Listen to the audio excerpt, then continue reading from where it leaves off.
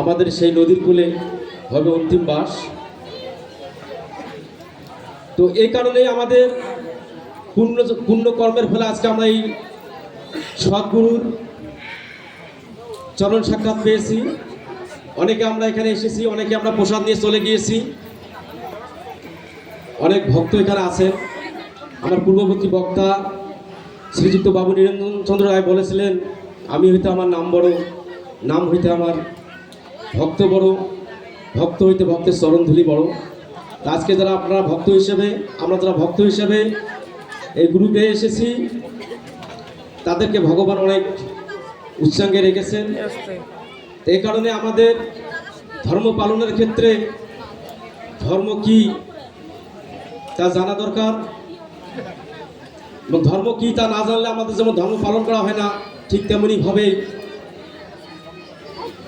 ধর্মকে রক্ষা করার জন্য যেমন আমাদের আপ্রাণ চেষ্টা করতে হয়, ধর্ম সংস্থাপনের জন্য আমাদের আপ্রাণ চেষ্টা করতে হয়, ঠিক তাই ধর্ম কি তা জানার আগে ধর্মের আধারগুলো আমাদেরকে জানা দরকার।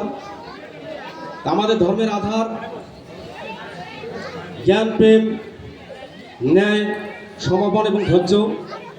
আমাদের মাঝে তাদের জ্ঞান, প্রেম, ন্যায় এবং সমর্পণ রয়েছে, ধর্ম তাদের মাঝে বিরাজ করবে। যেহেতু সময় স্বল্পতা, আমি এর ব্যাখ্যা যাব না। আর এই জ্ঞান, প্রেম, ন্যায়, সমর্পণকে প্রাপ্ত হইতে গেলে আমাদের চারটি উপাদান প্রয়োজন। সেটি হলো আমাদের বিশ্বাস, ভক্তি, সরলতা এবং ভাবনা। আমাদের মধ্যে যদি বিশ্বাস না থাকে, যেমন আজকে আমরা বিশ্বাস করতে পারছি গুরু ব্রহ্মা, গুরু বিষ্ণু, গুরুর এবং মহেশ্বর, যার কারণে এই বিশ্বাসটুকু যদি আমাদের মাঝে থাকে,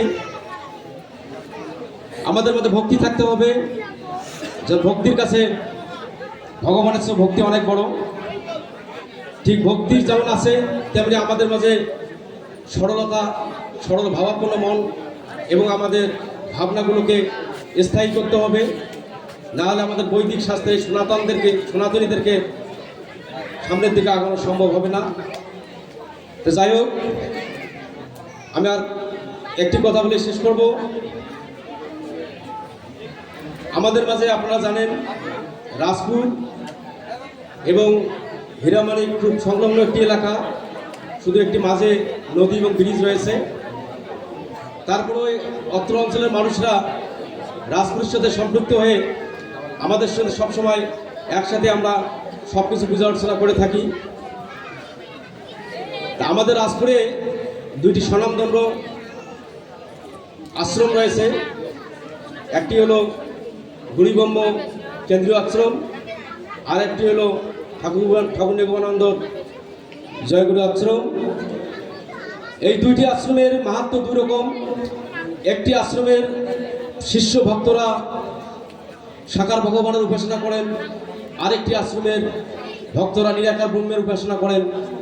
কিন্তু আমরা একই অঞ্চলের, একই এলাকার মানুষ, কিন্তু আমাদের মাঝে দুইটি আশ্রম দুই প্রান্তে অবস্থান করছে। কিন্তু আপনারা জানেন ঠাকুর নিগমানন্দ, উনিও যেমন ছিলেন নির্বিকল্প সমাধিস্থ প্রাপ্ত একজন ব্যক্তি, ঠিক তেমনইভাবে ঠাকুর পঞ্চানন্দ পরমহংসদেবও ছিলেন একজন নির্বিকল্প সমাধিস্থ প্রাপ্ত একজন ব্যক্তি।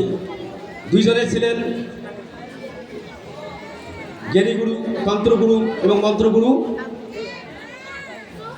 তো দুইজনের মাহাত্ম্যই কিন্তু একটি জায়গায় গিয়ে পৌঁছে গেছে, কিন্তু মাঝে মাঝে আমাদের মাঝে একটু দ্বিধা সৃষ্টি হয় যে আসলে কেউ আমরা নিরাকার ব্রহ্মের উপাসনা করি আর কেউ সাকার ভগবানের উপাসনা করি। তাহলে আমাদের মাঝে দুইটি অবস্থান কেন? যদিও আমরা প্রত্যেকটি অনুষ্ঠানে, প্রত্যেকটি পর্বেই আমরা এক হয়ে একসাথেই সে অনুষ্ঠানগুলো করি, সেখানে আমাদের মধ্যে কোনো ভেদাভেদ নাই, কিন্তু কিছু কিছু ক্ষেত্রে তর্কের খাতিরে আমাদের প্রশ্ন থেকেই যায়। সেই জায়গাতেই আমি বলতে চাচ্ছি, কুরুক্ষেত্রের যুদ্ধে যখন ভগবান শ্রীকৃষ্ণ অর্জুনকে বারবার যুদ্ধের জন্য বলতেছিলেন, অর্জুন কিন্তু যুদ্ধে কোনোভাবেই সম্মতি জ্ঞাপন করতে পারতেছিলেন না।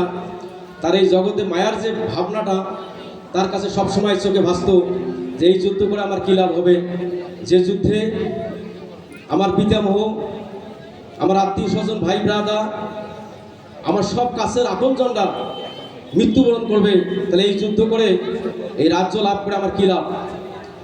তো শ্রীকৃষ্ণ ভগবান বারবার তাকে চেষ্টা করেও যখন সম্মত করতে পারলেন না, তখন কিন্তু ভগবান শ্রীকৃষ্ণ তাকে বিশ্বরূপ দর্শন করাইলেন।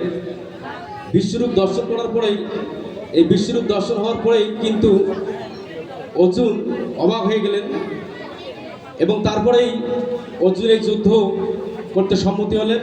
এবং ভগবান শ্রীকৃষ্ণ বলেছিলেন যে তুমি এই পৃথিবীতে না কিছু নিয়ে এসেছো, না কিছু সৃষ্টি করেছো, না কিছু তুমি এই পৃথিবী থেকে নিয়ে যেতে পারবে, তাহলে তুমি কিসের মায়া এই পৃথিবীতে এসে পড়ো?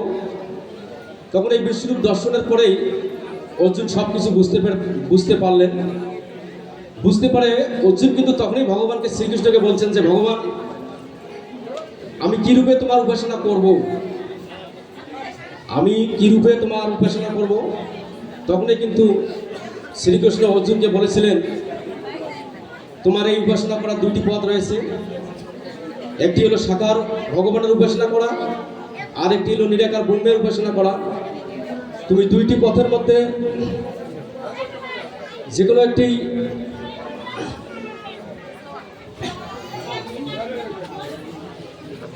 আমাদের এই আঞ্চলিক সার্বভৌম সম্মেলনে আমাদের মাঝে এইমাত্র উপস্থিত হয়েছেন লালমনিরহাট সদর উপজেলার সাবেক উপজেলা চেয়ারম্যান সম্মানিত মমিনুল হক মমিন ভাই। আমাদের মাঝে উপস্থিত হয়েছেন মমিন ভাইকে আমাদের এই আসার জন্য আমরা আমাদের অত্র অনুষ্ঠানের সকল ভক্তবৃন্দ স্বাগতম জানাচ্ছি। সেই সাথে তাকে আসন গ্রহণ করার জন্য বিশেষভাবে অনুরোধ করছি। তো যাই হোক,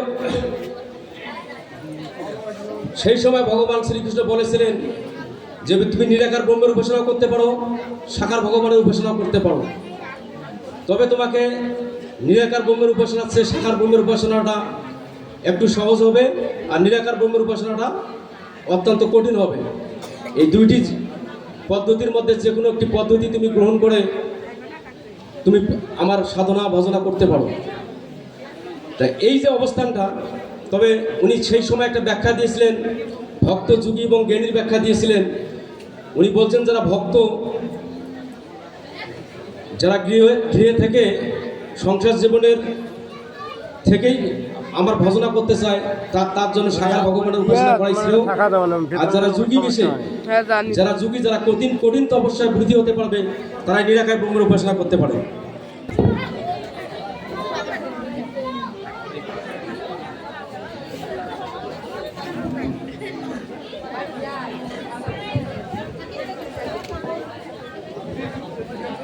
হরে কৃষ্ণ। আমাদের শ্রদ্ধেয় প্রধান অতিথি মহোদয় অত্যন্ত জ্ঞানতাপস জ্ঞানগর্ভ বক্তব্য উপস্থাপন করলেন। সেই সাথে তার শৈশব এবং স্কুল জীবনের যে বন্ধুর প্রতি এত ভালোবাসা এবং মমতা, সেটিও প্রকাশ পেয়েছে তার বক্তব্যের মধ্য দিয়ে। তার বক্তব্যের জন্য ৩১তম আঞ্চলিক ভক্ত সম্মেলনের পক্ষ থেকে প্রধান অতিথি মহোদয়কে আন্তরিক শ্রদ্ধা জানাচ্ছি। এ পর্যায়ে একটি ভজন পরিবেশন করছেন শ্রী অনন্ত কুমার রায়।